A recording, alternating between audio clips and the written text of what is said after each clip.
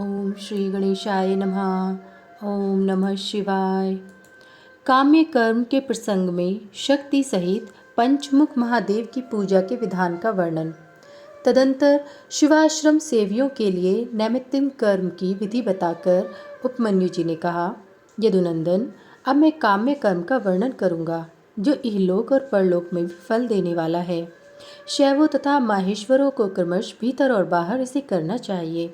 जैसे शिव और महेश्वर में यहाँ अत्यंत भेद नहीं है, उसी प्रकार शैवों और माहेश्वरों में भी अधिक भेद नहीं है। जो मनुष्य शिव के आश्रित रहकर ज्ञान यज्ञ में तत्पर होते हैं वे शैव कहलाते हैं, और जो शिवाश्रित भक्त भूतल पर कर्म यज्ञ में संलग्न रहते हैं वे महान ईश्वर का यजन करने के कारण माहेश्वर कहे गए हैं। इसलिए ज्ञान योगी शैवों को अपने भीतर भगवान द्वारा कर्म का अनुष्ठान करना चाहिए और कर्मपरायण माहेश्वर को बाहर विहित द्रव्यों तथा उपकरणों द्वारा उसका संपादन करना चाहिए। आगे बताए जाने वाले कर्म के प्रयोग में उनके लिए कोई भेद नहीं है। गंध, वर्ण और रस आदि के द्वारा विधिपूर्वक भूमि की परीक्षा करके मनोभिलिषित स्थान पर आकाश में चंदोवा तान दे और उस स्थान को भली भांति लीप पोत कर दर्पण के समान स्वच्छ बना दे। तत्पश्चात शास्त्रोक्त मार्ग से वहाँ पहले पूर्व दिशा की कल्पना करें। उस दिशा में 1 या 2 हाथ का मंडल बनाएं। उस मंडल में सुंदर अष्टदल कमल अंकित करें। कमल में कर्णिका भी होनी चाहिए। यथासंभव संचित रत्न और सुवर्ण आदि के चूर्ण से उसका निर्माण करें। वह अत्यंत शोभायमान और 5 आवरणों से युक्त हो। कमल के 8 दलों में पूर्वादि क्रम से अणिमा आदि 8 सिद्धियों की कल्पना करें तथा उनके केसरों में शक्ति सहित वामदेवादि 8 रुद्रों को पूर्वादि दल के क्रम से स्थापित करें। कमल की कर्णिका में वैराग्य को स्थान दें और बीजों में नव शक्तियों की स्थापना करें। कमल के कंद में शिव संबंधी धर्म और नाल में शिव संबंधी ज्ञान की भावना करें। कर्णिका के ऊपर अग्निमंडल, सूर्यमंडल और चंद्रमंडल की भावना करें। इन मंडलों के ऊपर शिव तत्व, विद्या तत्व और आत्म तत्व का चिंतन करें। संपूर्ण कमलासन के ऊपर सुखपूर्वक विराजमान और नाना प्रकार के विचित्र पुष्पों से अलंकृत 5 आवरणों सहित भगवान शिव का माता पार्वती के साथ पूजन करें। उनकी अंग कांति शुद्ध स्फटिक मणि के समान उज्जवल है। वे सतत प्रसन्न रहते हैं। उनकी प्रभा शीतल है।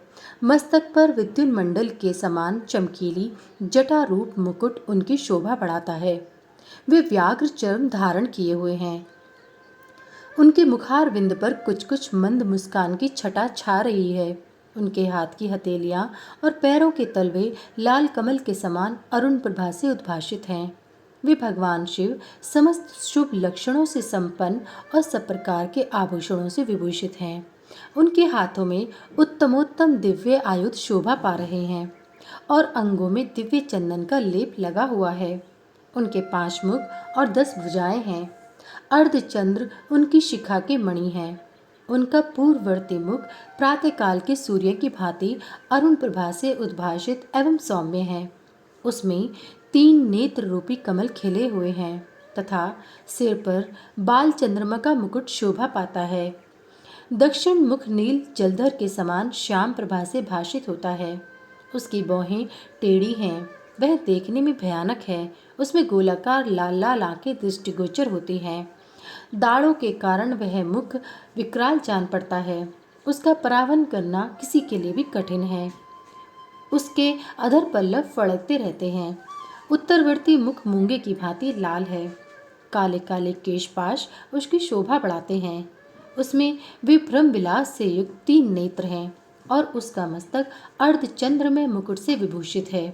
भगवान शिव का पश्चिम मुख पूर्ण चंद्रमा के समान उज्ज्वल तथा 3 नेत्रों से प्रकाशमान है।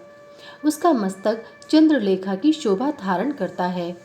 वह मुख देखने में सौम्य है और मंद मुस्कान की शोभा से उपासकों के मन को मोह लेता है।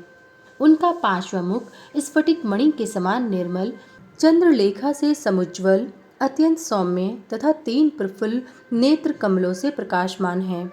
भगवान शिव अपने दाहिने हाथों में शूल, परशु, वज्र, खड्ग और अग्नि धारण करके उन सब की प्रभा से प्रकाशित होते हैं तथा बाएं हाथ में नाग, बाण, घंटा, पाश तथा अंकुश उनकी शोभा बढ़ाते हैं।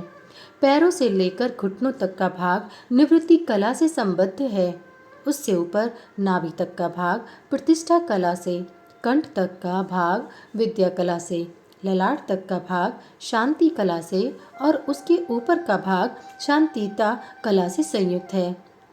इस प्रकार वे पंचाध्याव्यापी तथा साक्षात पंचकला में शरीरधारी हैं।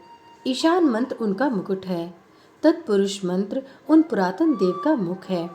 अघोर मंत्र हृदय है। वामदेव मंत्र उन महेश्वर का गुह्य भाग है और सदोजात मंत्र उनका युगल चरण है। उनकी मूर्ति 38 कलामयी है।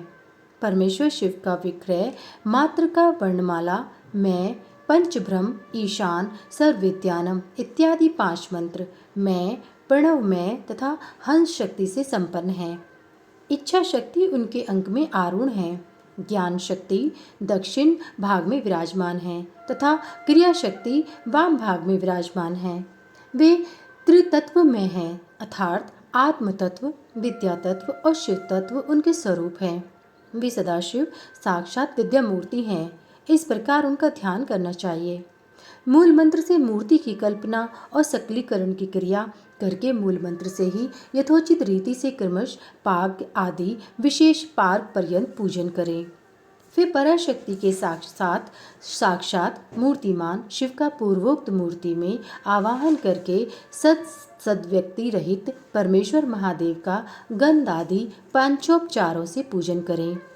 5 ब्रह्म मंत्रों से, 6 अंग मंत्रों से, मातृका मंत्र से, प्रणव से, शक्ति युक्त शिव मंत्र से, शांत तथा अन्य वेद मंत्रों से अथवा केवल शिव मंत्र से उन परम देव का पूजन करें।